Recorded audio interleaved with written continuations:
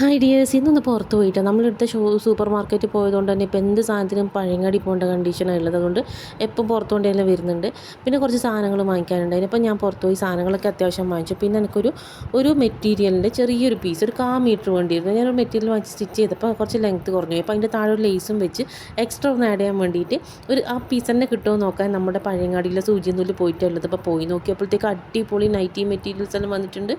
ഭയങ്കര രസമുള്ള മെറ്റീരിയൽസ്. അപ്പോൾ നോക്കിയപ്പോൾ എന്തായാലും വാങ്ങും. നോക്കണ്ട വെച്ച് എന്നാലും നോക്കിയാൽ നമുക്ക് അത് തുണിയൊരു വീക്ക്നെസ്സാണ്. അപ്പം അതെന്തായാലും വാങ്ങും. അപ്പോൾ 2 നൈറ്റി മെറ്റീരിയലും കുറച്ച് മെറ്റീരിയൽസും, അതായത് ലൈനിങ്ങും ഒക്കെ വാങ്ങിച്ചിട്ട് ഞാൻ വീട്ടിലേക്ക് തിരിച്ചു വന്നു. അപ്പം നമ്മൾ വീട്ടിലിങ്ങനെ തുറക്കുമ്പോൾ തന്നെ മീമോ കാത്തിരിക്കുന്നുണ്ടാവും, മുതലാളീനെ മാതിരി. പുറത്തല്ല ഉണ്ടാവും, അകത്ത് വെയിറ്റ് ചെയ്തിട്ട് ഡോർ തുറക്കുന്നത് വെയിറ്റ് ചെയ്ത് നിൽക്കുന്നുണ്ടാവും. അതുവരെ അതിൻ്റെ ഉള്ളിൽ കിടന്നുറങ്ങുന്നത് ഉണ്ടാവുക. അപ്പോൾ പുറത്തെല്ലാം ഇങ്ങനെയാണ് കേട്ടോ, കാഴ്ച ഫുള്ള് വെള്ളമാണ്. ഇതാണ് ഞാൻ വാങ്ങിച്ച മെറ്റീരിയൽ. ഇത് നൈറ്റി മെറ്റീരിയൽ അല്ല, ടോപ്പ് സ്റ്റിച്ച് ചെയ്യുന്നത് തന്നെയാണ്. നല്ല സോഫ്റ്റ് ആയിട്ടുള്ള കോട്ടൺ. അപ്പോൾ നല്ല കളറായതുകൊണ്ട് ഞാൻ 2.5 മീറ്റർ വാങ്ങിച്ചിട്ടുണ്ട്. എന്നാൽ സ്റ്റിച്ച് ചെയ്യുന്നത് പിന്നെ തീരുമാനിക്കും. അല്ലെങ്കിൽ വാങ്ങുമ്പോൾ എന്താ സ്റ്റിച്ച് ചെയ്യേണ്ടതെന്ന് വലിയ ഐഡിയ ഒന്നും ഉണ്ടാവില്ല, പിന്നെ അത് കണ്ടുപിടിക്കുക. ഇത് ഓഫ് വൈറ്റ് ആയിട്ടുള്ള ലൈനിങ് മെറ്റീരിയൽ, പിന്നെ ഒരു വയലറ്റ് കോട്ടൺ ലൈൻ.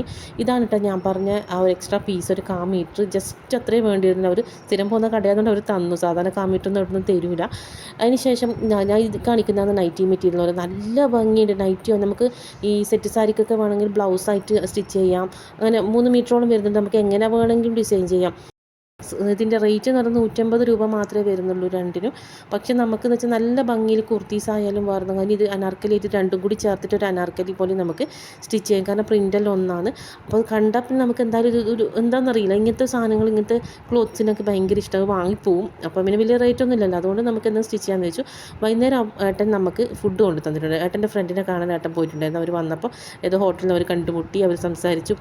അവർ തിരിച്ചു പോയി. ഏട്ടൻ തിരിച്ചു വരുമ്പോൾ നമുക്ക് ഫുഡ് കൊണ്ടുവന്നിട്ടുണ്ടായിരുന്നു. വീറ്റിൻ്റെ പൊറോട്ടയായിരുന്നു കേട്ടോ. അതുപോലെ ബീഫ് ഫ്രൈ ആണ് കൊണ്ടുവന്നിട്ടുണ്ടായിരുന്നു. അപ്പം നമ്മൾ രണ്ടാളും കൂടി അത് വൈകുന്നേരം കഴിച്ചു.